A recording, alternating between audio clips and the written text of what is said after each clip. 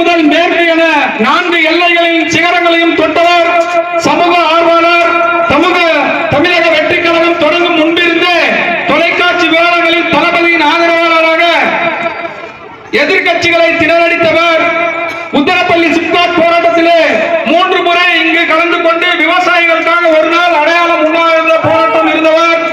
பேச்சாளர், சிறப்பு விருந்தினர், அன்பு அண்ணன் வேலூர் என்கேஆர் என்கின்ற நரேஷ்குமார் ராஜேந்திரன் அவர்களை புத்தகம் கொடுத்து சிறப்புரை ஆற்ற வரும்படி அன்போடு கேட்டுக்கொள்கின்றோம்.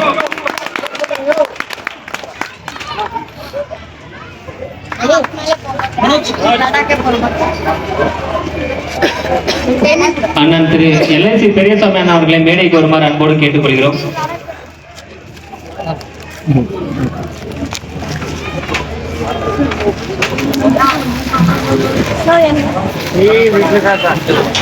அனைவருக்கும் மாலை வணக்கம். நமது முதல்வர், நம்ம வீட்டு பிள்ளை, நம்ம அண்ணன், நம்ம பிள்ளை, நம்ம சகோதரர், தமிழகத்தின் மாண்புமிகு முதல்வர், தமிழகத்தின் நிரந்தர முதல்வர் அண்ணன் விஜய் அவர்களின் 52வது பிறந்த நாளை இங்கே கிருஷ்ணகிரி மாவட்டத்தின் நிர்வாகிகள் மத்தியிலும் பொதுமக்கள் மத்தியிலும் கொண்டாடுவதில் மிகுந்த மகிழ்ச்சி அடைகிறேன்.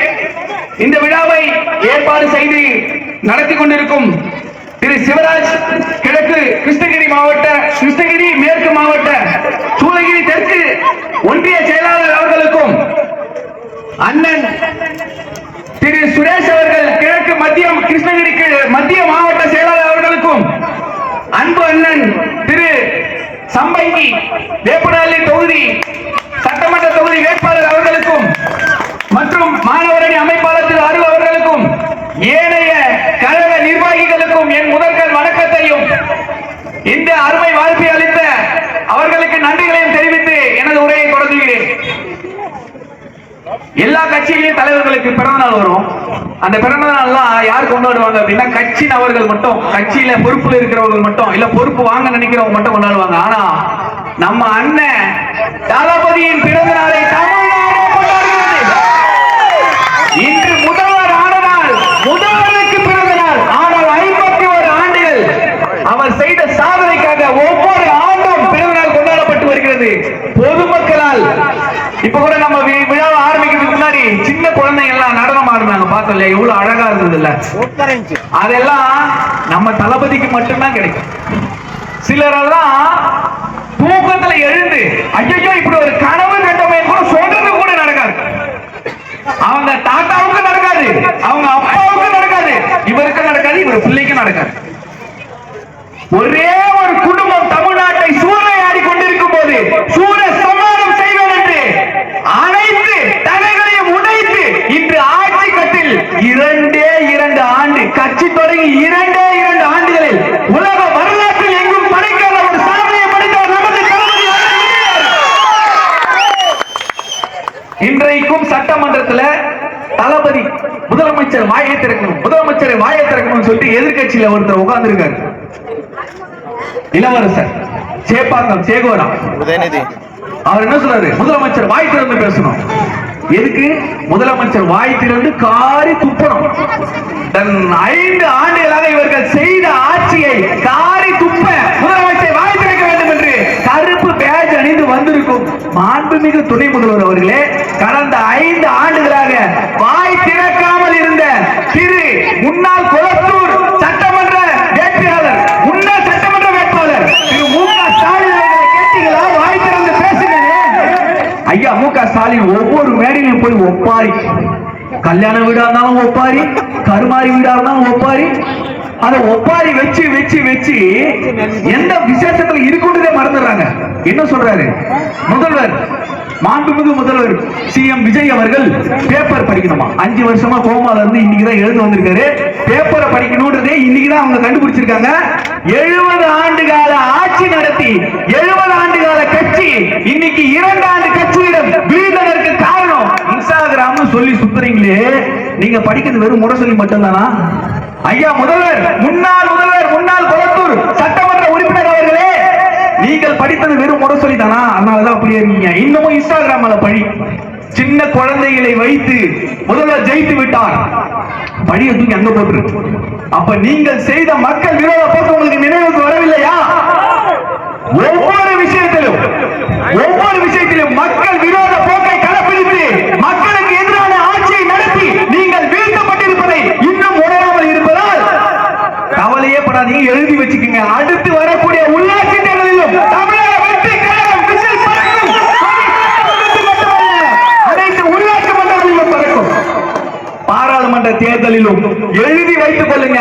40 நமதே, நாளை நமதே, அண்ணன் வழி, தம்பி படை, பாராளுமன்றத்திலும் ஏறும். இன்னைக்கு அந்த பதட்டத்துல என்ன பண்றதுன்னு தெரியாம ஒரே புலம்பல். இதுல நம்ம அமைச்சர்களை பத்தி அவங்க பேசுறாங்க.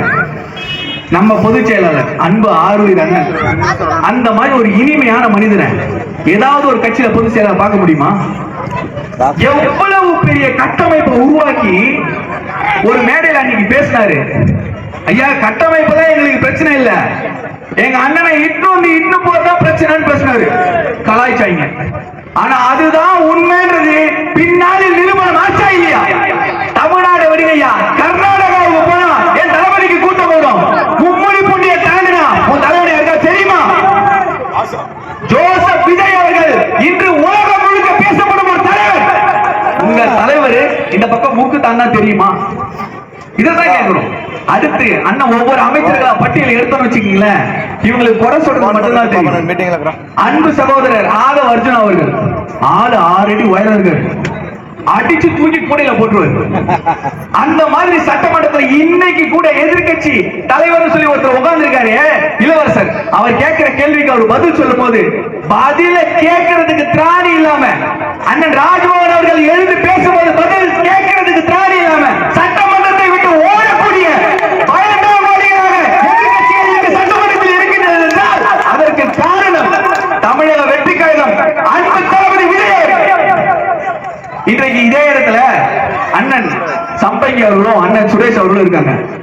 என்ன கேட்டீங்கன்னா வேப்பனஹள்ளி தொகுதிக்கு எம்எல்ஏ நம்ம சம்பங்கி அண்ணன் தான், தொகுதிக்கு எம்எல்ஏ நம்ம சுரேஷ் அண்ணன் தான். அவங்க இந்த தேர்தலில் மக்கள் எங்களுக்கு பெருவாரிய வாக்களிச்சா நான் உங்களுக்கு எம்எல்ஏ ஒவ்வொரு நாளும் மக்கள் பணி செஞ்சுக்கிட்டு இருக்காங்க.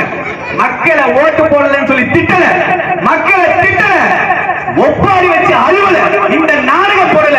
மக்கள் கிட்ட நீங்க எனக்கு இந்த முறை அளித்த வாக்குக்கு நான் எம்எல்ஏவா வேலை செய்யறேன். இன்னைக்கும் மாபெரும் சட்டமன்ற உறுப்பினராக என் அண்ணன் படிச்சிருக்காங்க. ஆனா கொளத்தூர்ல தோத்துட்டு அந்த வண்டியில பின்னாடி ஒருத்தர் ஏறி அழுது ஒப்பாரி வச்சு ஒரு ஆக்டிங் போட்டாரு. இது எங்க ஞாபகம் வருது தெரியுமா?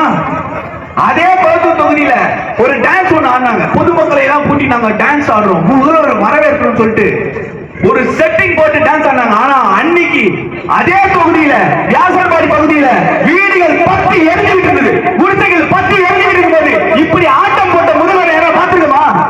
அன்றைக்கு இருந்த முதல்வருக்கு மாற்றாக இவன் தாண்டா தலைவர், நம்ம தளபதியை மக்கள் தேர்ந்தெடுத்திருக்கிற பொறுத்துக்க முடியாம வயிற்றுச்சல்ல கத்திக்கிட்டு இருக்கு இன்னைக்கு திமுக. அந்த திமுக சொல்றதா ஓமுக சொல்றதானே தெரியல. ஒப்பாரி முன்னேற்ற கழகம் ஒப்பாரியா வச்சுக்கிட்டு இருக்காங்க. அப்படியே திரும்பினா அண்ணன் ராஜ்மோகன் அவர்கள் பள்ளி கல்வித்துறைனா எப்படி இருக்கணும் பாட எடுத்துக்கிட்டு இருக்காரு. இதுக்கு முன்னாடி இந்த பள்ளி கல்வித்துறை அமைச்சர் என்ன பண்ணாரு? கரூர்ல போய் அழுது ஆஸ்கர் அவார்டு ட்ரை பண்ணாரு. ஆஸ்கர் நாயகன் பேர் வாங்கறதுக்கு உங்களுக்கு கல்வித்துறையை கொடுத்தோம். ஒரு பள்ளியிலேயும் பிரச்சனை, கல்வியில இருக்கக்கூடிய பிரச்சனையை தீர்க்காம நீங்க நடிச்ச நாடகத்துக்கு உங்களுக்கு தோல்வியை பரிசளிச்சிருக்காங்க மக்கள். அந்த தோல்வியை ஒத்துக்க முடியாம வைத்தறிச்சலை நீங்க பிதற்றிட்டு இருக்காங்க. இந்த பிறந்த நாள கூட ரொம்ப எளிமையா சட்டமன்றத்தில் மக்கள் பேசுற ஒரே சட்டமன்றத்தில் இருந்திருக்காரு. பிறந்த நாள் கொண்டாடல, முதலமைச்சர் ஆகி முதல் பிறந்த நாள் பெரிய கொண்டாட்டமா கொண்டாடிடலாம், தமிழ்நாடே கொண்டாடுது, அந்த மனுஷன் கொண்டாடலாம். மக்கள் பிரச்சனை பேசுறதுக்கு குறிப்பு எடுத்துக்கிட்டு இருக்காரு சட்டமன்றத்தில் உட்கார்ந்து. நேரலையே கட் பண்ணிட்டாங்க. ஏண்டா போன ஆட்சியில நேரலையே போடவே இல்லையா? நீங்க 5 வருஷமா கோமாவில் இருந்துட்டு நேரலையே கட் பண்ணிட்டாங்க. நீங்க பேசுறீங்களே 5 வருஷமா நேரலையே போட்டீங்களா? இன்னைக்கு நேரலை நடக்குது, மக்கள் அங்க நடக்கிறத பாக்குறாங்க, அதனால கேள்வி கேட்கிறாங்க. அந்த கேள்விக்கு பதில் சொல்ல முடியாம திணறுகின்ற எதிர்கட்சிகள் அதிமுக எதிர்க்கட்சி கூட்டணி. இந்த கூட்டணி அமையும் என்றைக்கும் நாங்க பேசுறோம். அது இன்றைக்கு நடத்த சாத்தியக்கூடாத ஒரே ஒரு தலைவர் நம்ம தளபதி விஜய் அவர்கள் மட்டும்தான். சினிமாவுல டைலாக் பேசுறான், ஆட்சி எல்லாம் பிடிக்க முடியாதுன்னாங்க, கூட்டம் ஓட்டா மாறாதுன்னாங்க. இவ்வளவு பேசுற ஒவ்வொரு தடைகளையும் உடைச்சி தூக்கி எரிஞ்சு இன்னைக்கு அந்த தடைகளை எல்லாம் படிக்கலாக்கி ஆட்சி சிம்மாசனத்தில் ஏறி உட்கார்ந்து இருக்கக்கூடிய நம்ம முதல்வருக்கு மக்கள் பாராட்டுறாங்க, மக்கள் பிறநாள் வந்து சொல்றாங்க, நாம மக்களோட சேர்ந்து கொண்டாடிக்கிட்டு இருக்கோம். இப்படிப்பட்ட ஒரு தலைவனை இன்னொரு யுகமாகும் கண்டுபிடிக்கிறது. இப்படிப்பட்ட தலைவனை ஒரு கண்டுபிடிக்கிறதுக்கு இன்னொரு யுகமாகும். அதைத்தான் நம்ம தளபதி சொன்னாரு, கவலைப்படாதீங்க, மக்களோட நான் இருக்கேன், நம்மளோட மக்கள் இருக்காங்க, வேற என்ன வேணும்? நம்ம தொகுதியில மட்டும் இல்லைங்க, தமிழ்நாடு முழுக்க இன்னைக்கு பொதுமக்களும் இளைஞர்களும் குழந்தைகள் கொண்டாடுறதுக்கு ஒரே காரணம் நம்ம தலைவர் போல இன்னொரு தலைவர் இதுவரைக்கும் இருந்ததில்லை. இன்னமும் பேசணும்னா நிறைய பேசலாம், நேரம் கருதி இந்த உரையை இதோட முடிக்கிற. கடைசியா ஒரு விஷயம், விவசாயிகள் இதே இடத்துல சிப்காட் வரக்கூடாதுன்னு ஒரு நாள் அடையாள உண்ணாவிரதம் இருந்தோம், ஒரு ஆர்ப்பாட்டம் நடத்தணும், அவ்வளவு போராட்டங்களுக்கும் எதிர்த்து பதில் சொல்ல முடியாத இதே அரசு இன்னைக்கு பேசுறாங்க. விவசாயத்துறை அமைச்சருடைய தொகுதியில 1 லட்சம் நெல் மூட்டைகள் மழையில் நனைந்து நாசமாகிட்டது. அங்க நனைஞ்சது வெறும் 500 மூட்டை தான். அதையும் அப்புறப்படுத்தி உடனடியாக அந்த நடவடிக்கை எடுக்கப்பட்டதுன்னு அமைச்சர் பேட்டி கொடுக்கிறாரு. இப்படி மீடியாவை கைக்குள்ள போட்டுக்கிட்டு இப்படி பொய்யான செய்திகளை பரப்பி தளபதியின் பெயரை கெடுக்க நினைச்சுக்கிட்டு இருக்காங்க. மக்கள் தளபதியின் பக்கம் இருக்காங்க. இந்த தேர்தல் மட்டுமல்ல, அடுத்து வரக்கூடிய ஒவ்வொரு தேர்தலிலும் தமிழக வெற்றி கழகம் தனிப்பெரும்பான்மையுடன் எல்லா தேர்தலையும் வெல்லுமே. வாய்ப்பளித்த அனைவருக்கும் நன்றி நன்றி நன்றி கூறி விடைபெறுகிறேன். நன்றி, வணக்கம்.